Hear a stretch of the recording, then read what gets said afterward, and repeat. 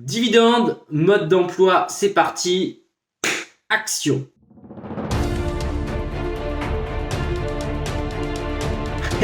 Salut à toi, bienvenue dans cette vidéo, c'est Jérôme, j'espère que tu vas bien. Aujourd'hui, j'ai décidé de te faire un petit focus sur le dividende. Qu'est-ce que c'est? À quoi ça correspond? Parce que vous êtes pas mal sur Insta à venir me poser des questions sur la bourse. Je me rends compte qu'il y a quand même pas mal de méconnaissances encore. Avant de passer vraiment au contenu de cette vidéo, je fais une très brève présentation. Je m'appelle Jérôme, je suis investisseur immobilier professionnel. Je suis également un multi-investisseur à côté, donc dans la bourse, énormément, j'adore ça, dans la crypto, dans le prêt entre particuliers, enfin bref, pas mal de types de placements financiers. Je suis vraiment passionné par ce domaine-là depuis pas mal de temps maintenant. Je suis également l'auteur d'un podcast qui s'appelle Les Apprentis Rentiers, donc tu retrouveras le lien dans la barre de description. On y aborde le sujet de l'investissement d'une manière générale, donc voilà, si ce sujet-là t'intéresse, eh bien rejoins cette communauté des apprentis rentiers justement. Ben voilà, c'est tout. Voilà la petite présentation. Ouais, ça a duré moins d'une minute. Franchement, j'ai fait pas trop mal. Cette fois-ci, on va pouvoir passer au sujet du jour qui n'est autre que le dividende. Alors, déjà, le dividende, qu'est-ce que c'est? À quoi cela correspond? Le dividende, voté en assemblée générale, il représente la part du bénéfice distribué aux actionnaires. C'est finalement la rémunération des fournisseurs du capital de l'entreprise. L'assemblée générale, même si la société est profitable, peut décider de ne pas verser de dividendes, estimant que l'argent généré, les sommes seront mieux utilisées en réinvestissant dans le développement de l'entreprise plutôt qu'en rémunérant les actionnaires. C'est souvent le cas des jeunes entreprises du coup qui sont en pleine croissance, qui ont besoin vraiment de réinvestir tout l'argent qu'ils ont gagné pour justement faire croître l'entreprise. C'est vraiment l'esprit type des startups par exemple. À l'inverse, des gros groupes qui sont vraiment implantés depuis un moment, même s'ils sont en perte, peuvent quand même décider de distribuer un peu en puisant dans leurs réserves, même si une stratégie, c'est pas, voilà, ça ne peut être que provisoire parce que c'est pas bon vraiment de creuser dans sa trésorerie. Donc voilà à quoi correspond un petit peu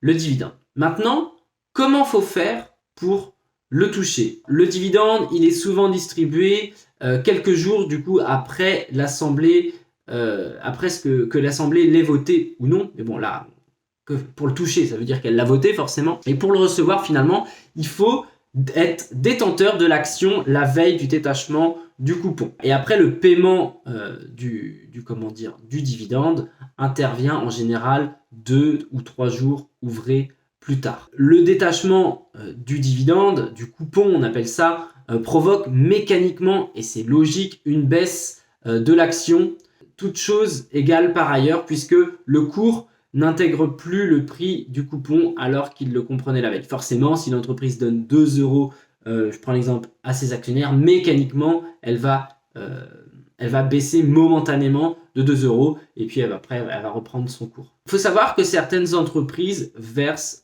des acomptes. C'est le cas de Total, par exemple. Total, c'est vraiment une exception française, mais c'est une action que j'aime beaucoup, de par sa rentabilité, de par sa régularité aux dividendes. Et Total a une politique de versement en acompte, donc il verse 4 fois l'année, une fois en janvier, une fois en avril, une fois en juillet, août et une fois en fin d'année. Et donc il verse des acomptes. Donc voilà, certaines entreprises, mais la plupart des entreprises versent leurs dividendes en une fois. Maintenant, on est en France. On est en France et qui dit France dit fiscalité. Donc il ne faut pas se tromper.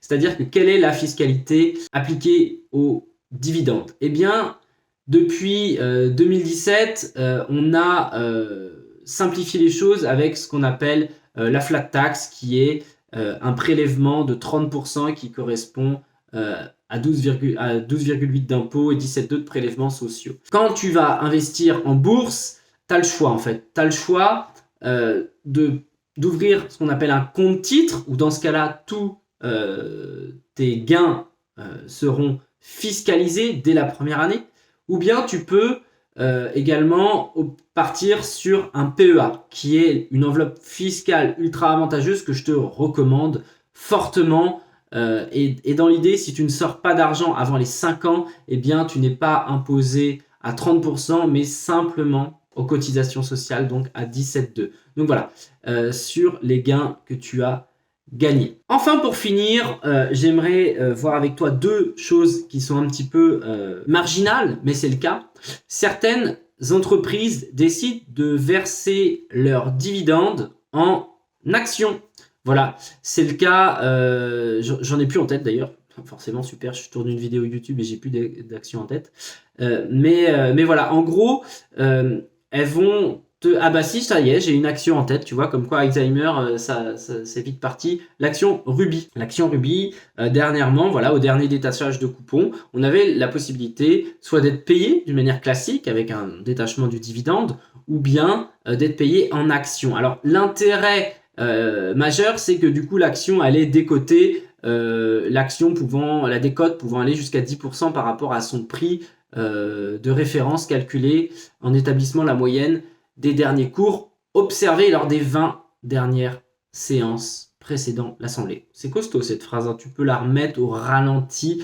Bref, grosso modo, tu peux être payé en ayant une action décotée. Bon, ce qui peut être pas mal si tu aimes cette action et que tu veux réinvestir dedans. Et dernier petit point sur les dividendes, certaines actions, quelques sociétés comme, je te prends la plus connue, c'est Air Liquide, tu vas voir, ça va être le cas avec L'Oréal, SEB, qui sont des grosses entreprises à dividendes, récompensent les actionnaires fidèles par un dividende majoré de 10%. Pour ça, il faut détenir les actions du coup depuis plus de 2 ans au moment du détachement du coupon. Donc voilà, ça c'est pareil, c'est un petit tips. Certaines actions du coup récompensent vraiment les actionnaires fidèles. Donc voilà, ça peut être également un petit tips pour justement gagner des actions de manière gratos. Voilà, j'ai fait le tour sur cette vidéo, donc dividende, mode d'emploi. J'espère que ça t'a plu. N'hésite pas encore une fois à me dire dans les commentaires ce que tu en as pensé. Si tu as besoin de précision, laisse-moi un petit pouce en l'air. Ça me permet de me motiver à créer du contenu parce que mine de rien, on dirait pas, mais c'est du temps et de la préparation. Et puis, abonne-toi tout simplement à la chaîne où on va beaucoup parler de bourse, d'immobilier, quand même beaucoup d'immobilier vu que c'est mon métier. Et puis, rejoins-moi sur Instagram, sur les podcasts et je me ferai un plaisir de t'accompagner dans ton parcours d'investisseur. C'en est tout pour cette vidéo. Je te dis à très vite. Porte-toi bien, c'était Jérôme. Ciao, ciao.